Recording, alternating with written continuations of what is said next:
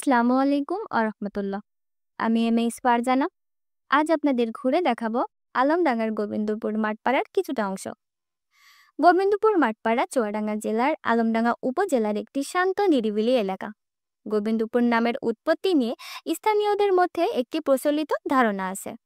অনেক বছর আগে এখানে গোবিন্দ নামে এক জমিদার বা সম্ভ্রান্ত কৃষক বসবাস করতেন। তার নেতৃত্বে এলাকার কৃষিকাজ ও বসতি গড়ে ওঠে, তাই গ্রামের নাম হয় গোবিন্দপুর। আর মাঠপাড়া অংশটি এসেছে মূল বসতির পাশে বিস্তৃত ফসলের জমি ও মাঠের জন্য।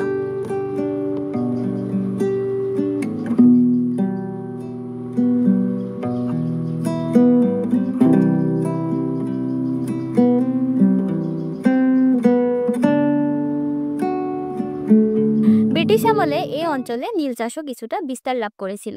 যদিও গোবিন্দপুর মূলত খাদ্যশস্য উৎপাদনের জন্য পরিচিত ছিল, মুক্তিযুদ্ধের সময় মাঠপাড়ার কিছু তরুণ মুক্তিকামী যোদ্ধা হিসেবে অংশ নেন এবং পাশের গ্রামগুলোতে গেরিলা অভিযানে সহায়তা করেন। মানুষ এখানে পরস্পরের সঙ্গে বন্ধুত্বপূর্ণ ও সহযোগিতামূলক আচরণ করে। বিশেষ করে ধান কাটার মৌসুমে গ্রামে উৎসব মুখর পরিবেশ দেখা যায়। সবাই মিলে মাঠে কাজ করে, দুপুরে খোলা আকাশের নিচে একসাথে খাবার খাওয়া হয়।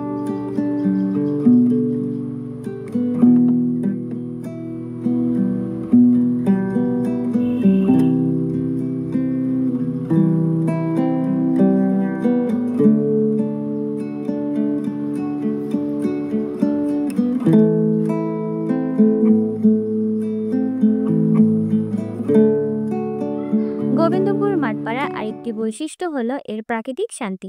শহরের কোলাহল থেকে দূরে এখানে পাখির ডাক, হালকা বাতাস আর ফসলের সুবাসী দিনের সঙ্গে।